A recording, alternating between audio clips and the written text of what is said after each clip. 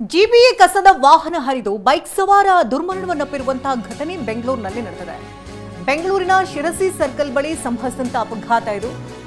ಬೈಕ್ನಿಂದ ಆಯತಪ್ಪಿ ಕೆಳಗೆ ಬಿದ್ದಿದ್ದಾರೆ 35 ವರ್ಷದ ವ್ಯಕ್ತಿ. ಕೆಳಗೆ ಬಿದ್ದಂತಹ ವ್ಯಕ್ತಿ ಮೇಲೆ ಜಿಬಿಎ ಕಸದ ಲಾರಿ ಹರಿದು ಬಿಟ್ಟಿದೆ. ಇನ್ನು ಮೃತ ಬೈಕ್ ಸವಾರನ ಗುರುತು ಇನ್ನೂ ಕೂಡ ಪತ್ತೆಯಾಗಿಲ್ಲ.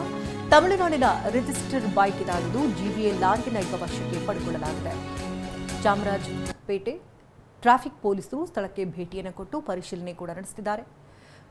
ಸರಿಸುಮಾರು 35 ವರ್ಷದ ವ್ಯಕ್ತಿ ಅಂತ ಹೇಳಲಾಗ್ತಾ ಇದೆ. ಬೈಕ್ನಲ್ಲಿ ಈತ ತೆರಳುತ್ತಿರ್ತಾನೆ. ಇನ್ನು ಮಳೆ ಬಿದ್ದ ಪರಿಣಾಮವಾಗಿ ರಸ್ತೆಗಳು ಕೂಡ ಸ್ಕಿಡ್ ಆಗ್ತಾ ಇದೆ. ಸ್ಕಿಡ್ ಆದ ಪರಿಣಾಮವಾಗಿ ಕೆಳಗೆ ಬೀಳ್ತಾನೆ. ಕೆಳಗೆ ಬೀಳ್ತಾ ಇದ್ದಂತೆ ಹಿಂಬದಿಯಲ್ಲೇ ಚಲಿಸ್ತಾ ಇದ್ದಂಥ ಜಿಬಿಎ ಕಸದ ವಾಹನ, ಅದೇ ವಾಹನ ಈತನ ಮೇಲೆ ಹರಿದ ಪರಿಣಾಮವಾಗಿ ವ್ಯಕ್ತಿ ಸ್ಥಳದಲ್ಲೇ ಸಾವನ್ನಪ್ಪಿದ್ದಾನೆ.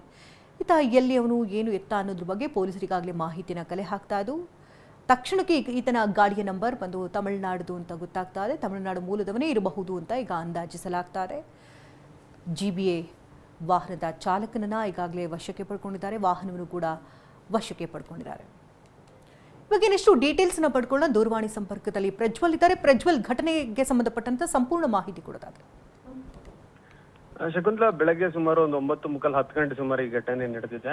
ಚಾಮರಾಜಪೇಟೆ ಸಂಚಾರ ಪೊಲೀಸ್ ಠಾಣಾ ವ್ಯಾಪ್ತಿಯಲ್ಲಿ ಬರುವಂತಹ ಶಿರ್ಸಿ ಸರ್ಕಲ್ ಏನಿದೆ, ಮೈಸೂರು ರಸ್ತೆಯಲ್ಲಿ ಇರುವಂತಹ ಶಿರ್ಸಿ ಸರ್ಕಲ್, ಅಲ್ಲಿ ಫ್ಲೈಓವರ್ ಕೆಳಗಡೆ ಬರ್ತಿರುವಂತ ಸಂದರ್ಭದಲ್ಲಿ ಈ ಒಂದು ಸ್ಕೂಟಿ ಏನಿದೆ, ಆಕ್ಟಿವ್ ಹೋಂಡಾ ಏನಿದೆ, TN70 ಮತ್ತೆ AR9643 ನಂಬರಿನ ವಾಹನ ಏನಿದೆ, ಈ ವಾಹನದ ಸವಾರ ಆಯತಪ್ಪಿ ಕೆಳಗಡೆ ಬೀಳ್ತಾನೆ. ಲಾರಿ ಪಕ್ಕದಲ್ಲಿ ಚಲಿಸುತ್ತಿದ್ದಂತ ಕಾರಣವಾಗಿ ಲಾರಿ ಕೆಳಗಡೆ ಬಿದ್ದು ಲಾರಿ ರೋಲ್ ಓವರ್ ಆಗಿದೆ. ಹೀಗಾಗಿ ಸ್ಥಳದಲ್ಲೇ ಆತ ಮೃತಪಟ್ಟಿದ್ದಾನೆ. ಸದ್ಯಕ್ಕೆ ಆತನ ಗುರುತು ಏನು ಪತ್ತೆ ಆಗಿಲ್ಲ, ಐಡೆಂಟಿಫಿಕೇಶನ್ ಆಗಿಲ್ಲ. ಯಾರು ಏನು ಎತ್ತ ಇಲ್ಲಿಂದ ಹೆಸರು ಗೊತ್ತಿಲ್ಲ. ಪೊಲೀಸರ ಆ ವಾಹನದ ನಂಬರ್ ಮತ್ತೆ ಆತನ ಮೊಬೈಲ್ ನಲ್ಲಿ ಏನಾರು ID ಕಾರ್ಡ್ಸ್ ಇದೆಯಾ ಅನ್ನೋದ್ರ ಬಗ್ಗೆ ಚೆಕ್ ಅನ್ನ ಮಾಡ್ತಿದ್ದಾರೆ.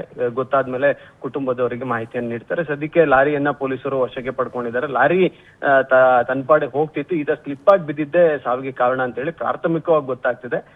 ಕುಲಂಕುಷವಾಗಿ ತನಿಖೆ ಮಾಡಿದ ಬಳಿಕ ಅಪಘಾತಕ್ಕೆ ನಿಖರ ಕಾರಣ ಏನು ಅನ್ನೋದು ಗೊತ್ತಾಗ್ತಿದೆ. ಧನ್ಯವಾದ ಪ್ರಜ್ವಲ್ ತಮ್ಮ ಮಾಹಿತಿಗಾಗಿ.